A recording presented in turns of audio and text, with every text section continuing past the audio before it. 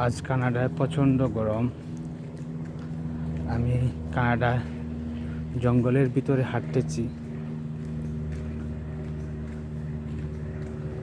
কি বলবো, আমাদের দেশের ভাইয়েরা তেমন ভালো নেই কানাডায়।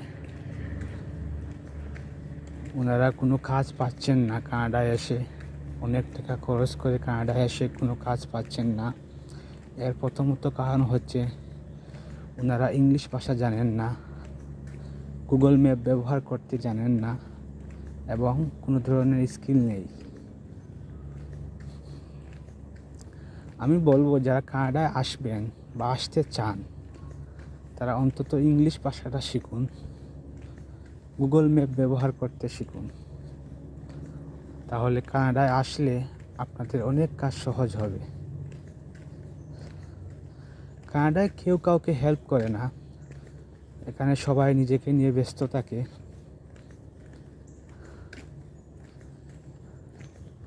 তাই আমি বলবো যারা কানাডায় আসতে চান তারা অন্তত ইংলিশ ভাষাটা শিখুন, গুগল ম্যাপ ব্যবহার করতে শিখুন। আমি স্কিলটা বাদ দিলাম কারণ আমাদের বাংলাদেশি ভাইয়েরা, বাংলাদেশে অধিকাংশ ভাইয়েরা বেকার। আমি স্কিলটা বাদ দিলাম।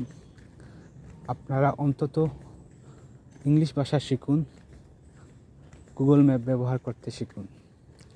আমি ভিডিও লম্বা করব না, আমি ভয় পাচ্ছি, এদিকে মানুষ নেই। আজকের জন্য এখানে সমাপ্ত করলাম। আল্লাহ হাফিজ।